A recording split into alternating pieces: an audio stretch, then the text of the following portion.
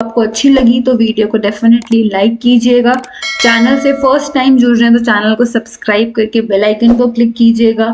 इसकी पीडीएफ आप Telegram channel से ले सकते हैं, मैं वहां पे डाल दूंगी। कोई भी डाउट हो तो आप मुझसे कमेंट बॉक्स में पूछ सकते हैं। आगे बढ़ते हैं सेक्शन सी की तरफ। Describe the main characteristics of intensive subsistence agriculture. और ये दुनिया के कौन से हिस्से में की जाती है प्रैक्टिस। तो ये जो एग्रीकल्चर है ये densely populated regions of monsoon Asia वहां पे होती है। दो तरीके की इंटेंसिव सब्सिस्टेंस एग्रीकल्चर होता है। इंटेंसिव सब्सिस्टेंस एग्रीकल्चर जो कि वेट पैडी कल्टीवेशन, जो चावल की कल्टीवेशन से डोमिनेटेड होती है। इस टाइप ऑफ एग्रीकल्चर में डोमिनेंस ऑफ राइस क्रॉप होता है। लैंड होल्डिंग छोटी होती है क्योंकि डेंसिटी ऑफ पॉपुलेशन बहुत ज्यादा है। फार्मर्स को अपनी फैमिली लेबर की हेल्प, फैमिली मेंबर्स की जो फैमिली लेबर की तरह काम करते हैं उनका यूज पड़ता है, leading to intensive use of land. Machinery बहुत लिमिटेड होती है। Agricultural operations mostly manual labour, हाथ से खुद ही किए जाते हैं। फार्म यार्ड मैन्योर जो खुद बनाई जाती है वो यूज की जाती है सॉइल की फर्टिलिटी को मेंटेन करने के लिए। यील्ड पर यूनिट एरिया इज हाई, लेकिन पर लेबर प्रोडक्शन, जितने लोग उसमें काम कर रहे हैं, प्रोडक्शन तो हाई है लेकिन जो लेबर प्रोडक्टिविटी के हिसाब से वो लो होती है। सेकेंड है intensive subsistence agriculture dominated by crops other than paddy. तो due to the difference in relief, climate, soil, some of the other geographical factors, it is not practical कि पैडी काफी सारे मॉनसून एशिया के जो reason है वहां पे grow की जाए। तो वहां पे wheat, soybean, barley, sorghum grow किया जाता है, जैसे कि northern China, Manchuria, north Korea, north Japan. In India wheat is grown in western part, जो इंडो गैंगेटिक प्लेन्स हैं वहां पे वीट ग्रो की जाती है। मिलेट्स ड्राई पार्ट, जो वेस्टर्न और सदर्न इंडिया है वहां पे मिलेट्स ग्रो किए जाते हैं। मोस्ट ऑफ द कैरेक्टरिस्टिक्स जो एग्रीकल्चर की हैं आर सिमिलर टू दोज जो वेट पैडी में होती हैं, जैसे कि घर के लोग ही लेबर की तरह काम करते हैं। पर यील्ड तो हाई होती है लेकिन लेबर प्रोडक्टिविटी कम होती है। मैनुअल लेबर यूज की जाती है। मेन्योर जो खुद फार्म में प्रोड्यूस करके फर्टिलिटी मेंटेन करने के लिए यूज की जाती है। मशीनरी ज्यादा एडवांस नहीं होती है। लोकल लोग खुद बेसिकली मैनुअल लेबर ही करते हैं। ये सब फैक्टर्स इंटेंसिव में भी, जो अदर देन पैडी है, उसमें भी अप्लाई होंगे। एक्सेप्ट इरिगेशन जो है वो ऑफन यूज की जाती है। Discuss the problem of slums and urban waste disposal in developing countries like India. तो अगर स्लम्स, जिनको झुग्गी झोपड़ी भी कहा जाता है, क्लस्टर्स और कॉलोनीज होती हैं, इसमें बहुत सारे लोग इकट्ठे रहते हैं, प्रॉब्लम फेस होती है अर्बन सेटलमेंट में, डेवलपिंग कंट्री जैसे इंडिया में भी है। These inhabited bye those people जो कि रूरल एरियाज, गांव से शहर में आए हैं काम की तलाश में, और वो एक प्रॉपर घर तो अफोर्ड नहीं कर सकते क्योंकि घर के रेंट बहुत ज्यादा है, कॉस्ट बहुत ज्यादा है जमीन की, तो वो ऐसे स्लम्स को वहां पे रहने लग जाते हैं। ये इन्वायरमेंटली इनकम्पैटिबल होते हैं और डिग्रेडेड एरियाज होते हैं। स्लम्स वो रेजिडेंशियल एरिया है जहाँ पे मतलब कोई उनको चुनेगा नहीं, लोग अपनी मजबूरी से वहां रहते हैं। वहाँ का हाइजीन बहुत पुअर होता है, पुअर वेंटिलेशन, बेसिक अमेनिटीज जैसे drinking water, light, toilet facilities भी अच्छी नहीं होती हैं। Open defecation, unregulated drainage system भी ठीक नहीं होता, एक छोटी सी स्ट्रीट होती है, बहुत सारे लोग रहते हैं, हेल्थ प्रॉब्लम्स और सोशल इन्वायरमेंटल हैजार्ड्स बहुत ज्यादा होते हैं। स्लम पॉपुलेशन जनरली वो लोग वहां रह रहे हैं जो यहाँ से आए हैं मजबूरी में काम के, तो कम पे में भी काम करते हैं। अनऑर्गेनाइज सेक्टर में होते हैं तो हाई रिस्क होता है कि कभी भी उनकी जॉब जा सकती है। Consequently they are undernourished, ठीक से उनको खाना नहीं मिलता है। डिफरेंट टाइप्स ऑफ डिसीजेज और इलनेस उनको होती हैं। प्रॉपर एजुकेशन अपने बच्चों के लिए वो अफोर्ड नहीं कर पाते हैं। पावर्टी, उनको ड्रग एब्यूज, अल्कोहलिज्म, क्राइम, इन सब में जाने में उनको कभी कभी वो इसमें भी चले जाते हैं। तो ये पूरा का पूरा आंसर था स्लम और अर्बन वेस्ट डिस्पोजल जो हमारी कंट्री में, जिनके कारण उन चीजों के कारण जो प्रॉब्लम्स होती हैं।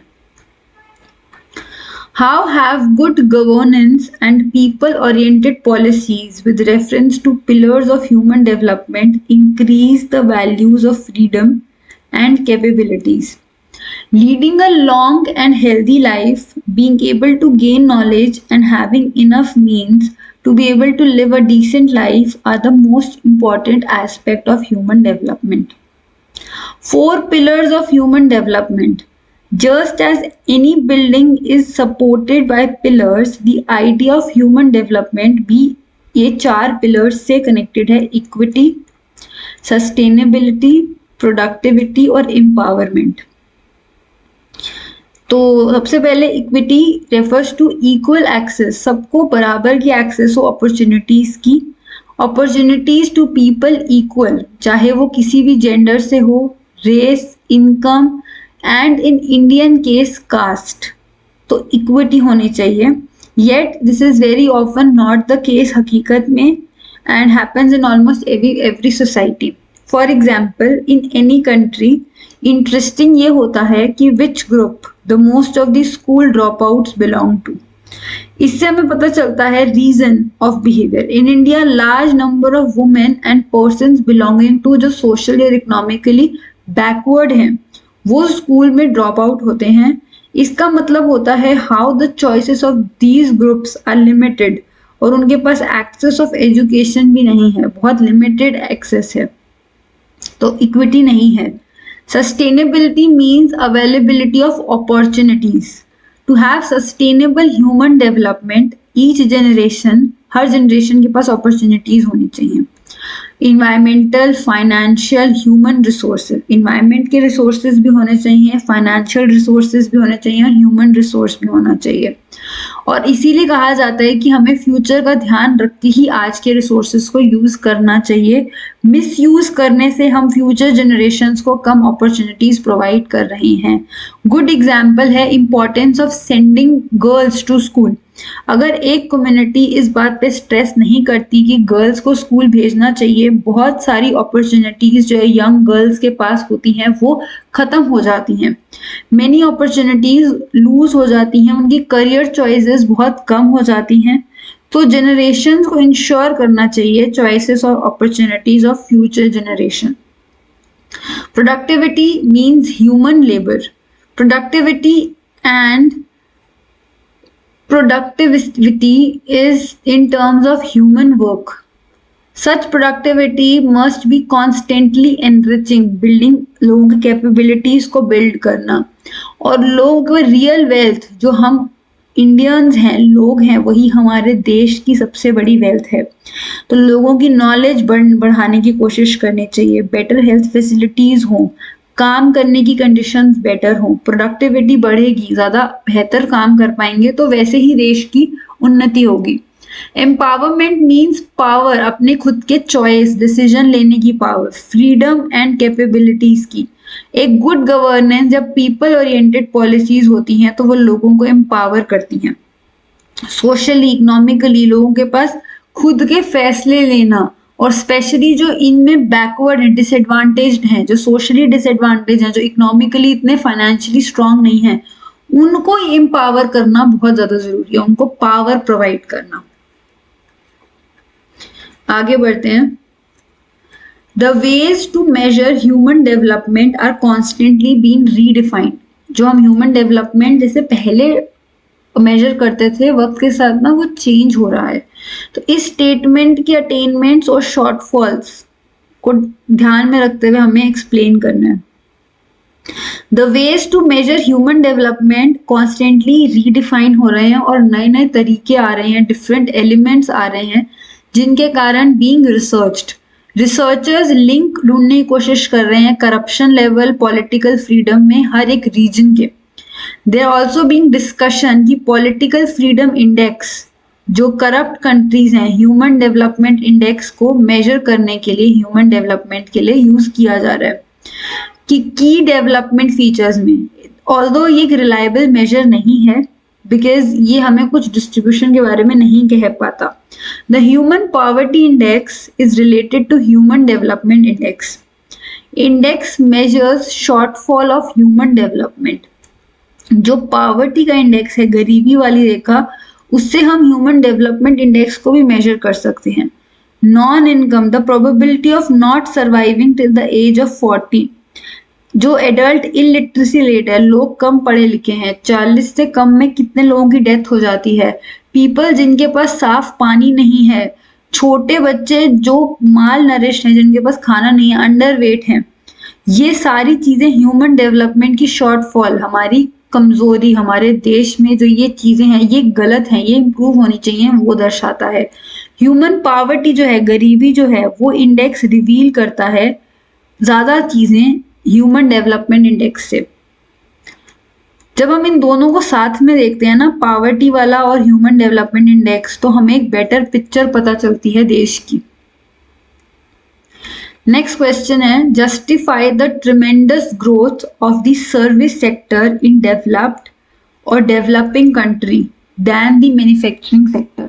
अब इसमें आपको सर्विस सेक्टर और मैन्युफैक्चरिंग सेक्टर, डेवलपिंग और डेवलप्ड कंट्री, चार चीजों की इसमें बात हो रही है।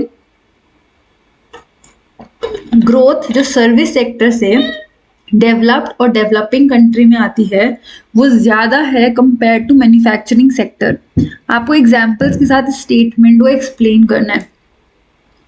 हाईली सोफिस्टिकेटेड जो बेहतरीन मशीन्स और टेक्नोलॉजी है वो आज अवेलेबल है। मैन्युफैक्चरिंग सेक्टर जो कि ऑपरेटेड और कंट्रोल्ड बाय फ्यू पीपल है, जिसके कारण बहुत सारे people earlier employed in manufacturing sectors are seeking jobs in service sector. Manufacturing जो कंपनीज हैं उनको काफी सारे लोग चाहिए जो डायरेक्टली प्रोडक्शन सेक्टर, जैसे कि क्लेरिकल, मैनेजरियल, एडवर्टाइजिंग, क्योंकि जो मैन्युफैक्चर हो रहा है प्रोडक्ट उसको आपको एडवर्टाइज भी करना है, मैनेज भी करना है, लीगल इश्यूज भी देखने होते हैं, फाइनेंशियल एक्सपर्ट्स लाइक सीए वगैरह भी चाहिए होते हैं। तो इनकी इनकम मैन्युफैक्चरिंग में इनकी ज्यादा होती है। जो डायरेक्ट पॉपुलर प्रोडक्शन में इन्वॉल्व है ना, उनसे ज्यादा इनकी जो इनडायरेक्टली काम करते हैं उनकी ज्यादा पे होता है। सर्विस सेक्टर की इंपॉर्टेंस बढ़ रही है क्योंकि more and more females are seeking employment in service sector. Better working environment, higher per capita income service sector में ज्यादा है पर कैपिटा इनकम अगर आप मैन्युफैक्चरिंग सेक्टर से कंपेयर करोगे। लोगों की इनकम ग्रो हो रही है और लोग डिमांड कर रहे हैं medical facility, entertainment, hospital industry, travel and tourism, ये सब भी बढ़ रहा है। इसका रिजल्ट ये होता है कि सर्विस सेक्टर ड्रास्टिकली हर डायरेक्शन में बढ़ रहा है, क्योंकि जब यहाँ से मैन्युफैक्चरिंग सेक्टर में जो ये इनडायरेक्ट काम करने वालों की सैलरी ज्यादा है, तो फिर वो एंटरटेनमेंट, हॉस्पिटैलिटी, मेडिकल पे स्पेंड करेंगे और इनडायरेक्टली यहाँ के लोगों की डिमांड बढ़ेगी, तो सर्विस सेक्टर एक्सपैंड होता जाता है। फॉर एग्जाम्पल, टूरिज्म बढ़ता है तो पीपल इन हॉस्पिटैलिटी इंडस्ट्री भी एम्प्लॉयमेंट मिलती है उनको। सर्विस सेक्टर की ग्रोथ हमारी जीडीपी पे भी इम्पैक्ट करती है। हैंस गवर्नमेंट सारे एफर्ट्स करती है कि सर्विस सेक्टर को प्रोवाइडिंग फंड्स, ग्रेचुटी, पेंशन हर एम्प्लॉय को ये प्रोवाइड की जाए, इंक्रीजेस द पर कैपिटा इनकम ऑफ पीपल, क्योंकि सर्विस सेक्टर हमारी जीडीपी पे बहुत ज्यादा डायरेक्ट इम्पैक्ट डालता है। अगला क्वेश्चन है, इसमें से कोई 5 प्रॉब्लम्स आप बताइए जो इंडियन फार्मर्स एग्रीकल्चर में फेस करते हैं। तो पहला है इरेटिक मॉनसून। एग्रीकल्चर जो इरिगेशन है सिर्फ 33% ऑफ कल्टिवेटेड एरिया जो हमारी कंट्री का है वहां पे इरिगेशन है, बाकी सारा मॉनसून पे डिपेंडेंट है। Crop production in the rest of the cultivated land जो 33% के अलावा रेन पे डिपेंडेंट है। अगर साउथ वेस्ट मॉनसून अच्छा नहीं हुआ, supply of canal of water irrigation effect होगा, क्योंकि कैनाल्स में पानी तभी आता है जब बारिश से पानी होगा। दूसरी तरफ राजस्थान वगैरह और जहाँ पे ड्राउट, जहाँ पे पानी बारिश होती ही कम है, वहां पे तो वैसे ही बहुत अनरिलायबल है।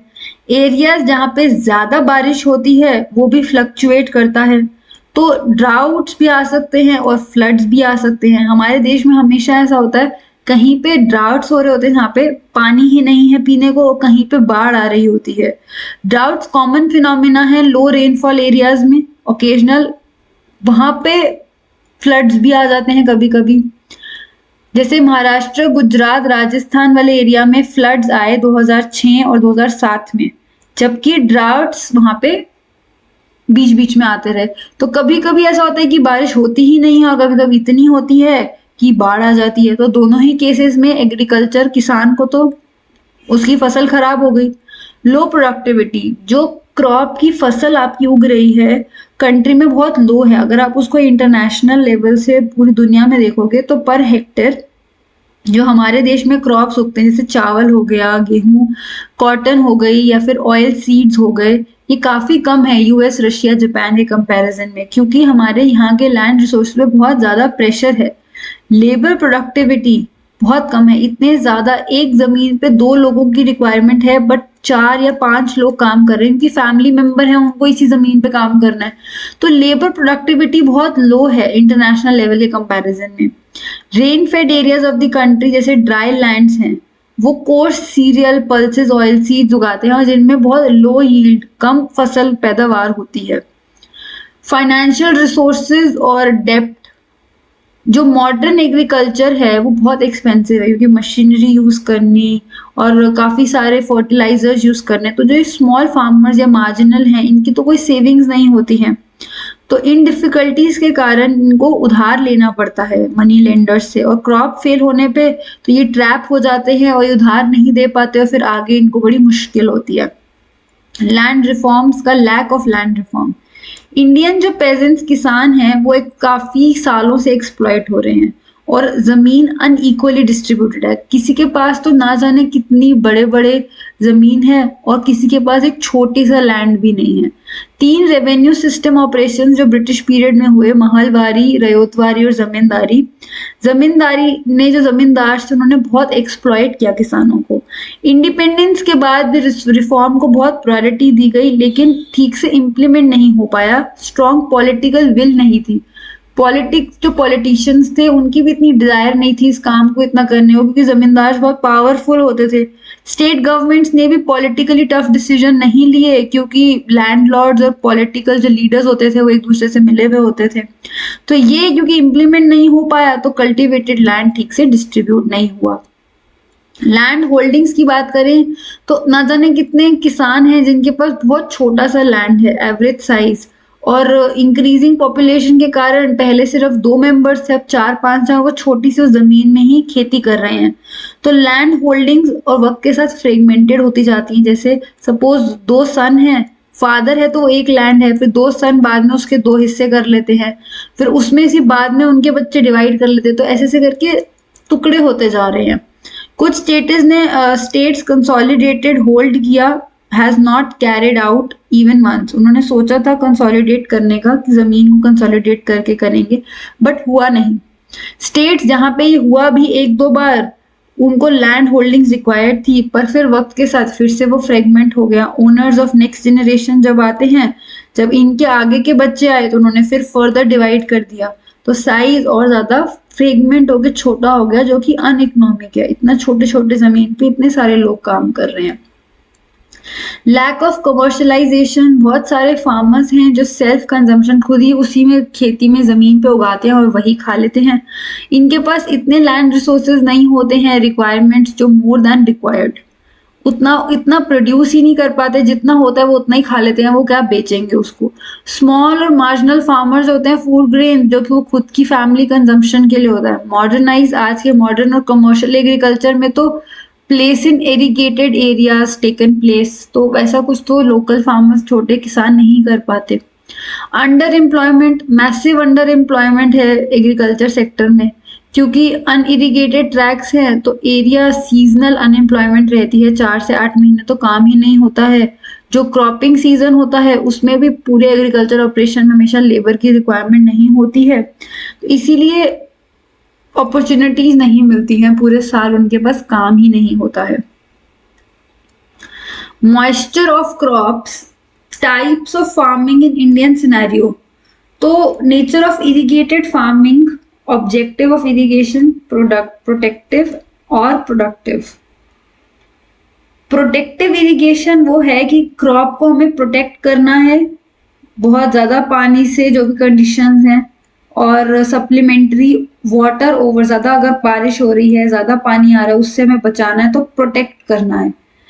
इस काइंड में जो इरिगेशन होती है वो soil moisture maximum possible area productive जो इरिगेशन है वो प्रोवाइड करती है सफिशिएंट सॉइल मॉइस्चर, क्योंकि ये प्रोटेक्ट करने का काम कर रही थी, वो प्रोडक्टिव है, ज़्यादा प्रोडक्टिव। ये इस इरिगेशन में जो water input per unit area होता है वो ज़्यादा होता है प्रोडक्टिव में compare to protective. Rain fed जो फार्मिंग है वो further on the basis of soil moisture के दो पार्ट्स में डिवाइड हो जाती है, एक ड्राई लैंड और एक वेट लैंड फार्मिंग। इंडिया में dry land farming largely confined है, एनुअल रेनफॉल जहां पे 75 सेंटीमीटर से कम है। वो हार्डली ड्राउट रेजिस्टेड एरियाज है, तो रागी, बाजरा, मूंग, ग्राम ये सब वो ग्रो करते हैं। जो वेटलैंड फार्मिंग है जहाँ पे बहुत ज्यादा बारिश होती है रेनी सीजन में, वहां पे कभी कभी फ्लड्स भी आ जाते हैं, तो वहां पे चावल, जूट, शुगर केन ऐसे क्रॉप्स उगाए जाते हैं। तो ये था आपका सेक्शन सी। अभी तक हमने सारे लॉन्ग क्वेश्चंस डिस्कस किए। ये क्वेश्चंस के आंसर्स में अगर आपको लगे कि आप कुछ ऐड कर सकते हो तो आप अपनी मर्जी से कर लीजिएगा।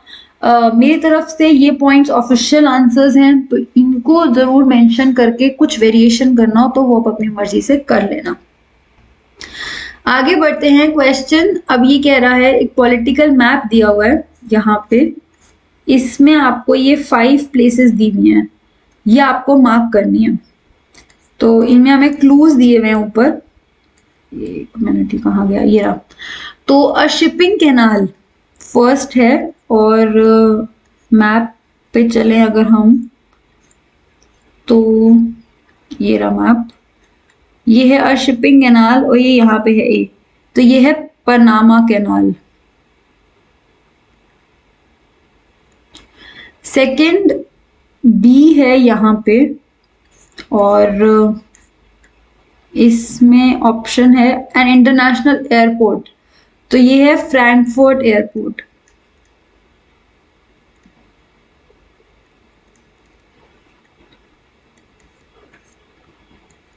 N international sea port,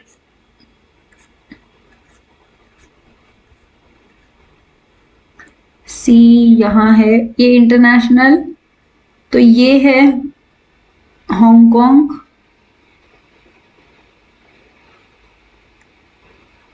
port D यहाँ पे है और ई यहाँ है, ठीक है, अफ्रीका वाले में है। अब हम डी और ई मार्क कर लेते हैं। डी है, ये बड़ा मुश्किल हो रहा है, बार बार ढूंढने पड़ रहे हैं पॉइंट्स, मैप ऊपर होता तो बेटर रहता साथ में। डी है an area of extensive commercial grain farming, तो इसका आंसर होगा डाउन्स। अ नोमैडिक हर्डिंग एरिया, सब सहारा या फिर सहारा डेजर्ट भी कह सकते हो आप इसको। Largest country of south America, तो इसका आंसर तो है ब्राजील। मेजर सी पोर्ट, ये देखना पड़ेगा जी कहाँ पे मार्क्ड है, यहाँ पे है, तो मेजर ये हो गया सिडनी पोर्ट, ठीक है। तो इसमें मैंने मार्क नहीं किए हैं, ए मार्क कर दिया था, बी क्या होगा इसका, बी था फ्रैंकफर्ट, और ए बी सी कर दिया था, डी यहाँ पे downs, A B C D, E यहाँ पे है सब सहारा, या फिर आप इसको सहारा डेजर्ट भी कह सकते हो। तो ये हो गए सारे मार्क। चलो आगे देखते हैं अब। Name the shipping canal between north and south America, तो ये एक्चुअली वो सेम ही आंसर्स हैं। पनामा कैनाल है जो नॉर्थ और साउथ अमेरिका के बीच में है। तो busiest international airport of Germany, तो ये फ्रैंकफर्ट है। International trading port of south east Asia, तो ये है हांगकांग। साउथ ईस्ट एशिया कह रहे हैं इसलिए हांगकांग लिख रहे हैं हम। फिर डी कह रहे हैं name the extensive commercial grain farming जो ऑस्ट्रेलिया में होती है, वो है डाउन्स। नेम नोमैडिक हर्डिंग जो नॉर्थ अफ्रीका में, तो वो है सब सहारा, और सहारा डेजर्ट भी कह सकते हो। Largest country Brazil, south America में है। इम्पॉर्टेंट सी पोर्ट जो ईस्टर्न कोस्ट ऑफ ऑस्ट्रेलिया में है, ये है सिडनी पोर्ट। अभी एक पॉलिटिकल मैप दिया हुआ है इंडिया का, आपको 5 जगह लोकेट करनी है। Northernmost sea port on western coast of India, तो अगर हम वेस्टर्न कोस्ट की बात करें तो कांदला। कॉपर माइन जो राजस्थान में है वो है Khetri. Market based oil refinery जो कि बिहार में लोकेटेड है वो है बारानऊ। स्टेट जिसकी सबसे लोएस्ट पॉपुलेशन डेंसिटी है वो है Arunachal Pradesh. Largest coffee producing state कौन सी है, ये ना आपको मार्क भी करने हैं मैप में, मैं यहाँ पे लिख रही हूँ तो वहां पे भी मार्क करने हैं अभी हमको। तो लार्जेस्ट कॉफी प्रोड्यूसिंग स्टेट है आपकी कर्नाटका। ये एक बार देख लेना, मैं कर्नाटका, ये मेरे अकॉर्डिंग तो लार्जेस्ट, बट फिर भी एक बार मैं श्योर नहीं है तो एक बार ये चेक कर लेना कि कर्नाटका ही है। And international port of Kerala, इसका नाम है तिरुवनंतपुरम। ये तो साफ साफ लिख देती हूँ मैं जरा, तिरुवनंतपुरम। साफ भी इतना कोई साफ नहीं है बट फिर भी।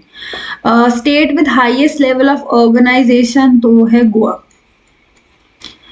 Name the northernmost sea port on the western coast of India, ये वही सेम ही क्वेश्चन हैं जो ऊपर अभी हमने डिस्कस किए हैं, तो ये आपको यहाँ पे मार्क करने हैं। आई डोंट नो ये आपको पेपर में मार्क करने को आएगा कि उन्होंने यहाँ पे given political map locate and label, अच्छा इन्हीं 5 करने थे, इसमें तो हमने काफी सारे कर दिए, सारे ही कर दिए शायद, 3 4 5 6 7 दिए थे, 1 2 3 4 5 6 7 दिए थे, 5 ही करने थे आपको, कोई भी 5 कर सकते थे।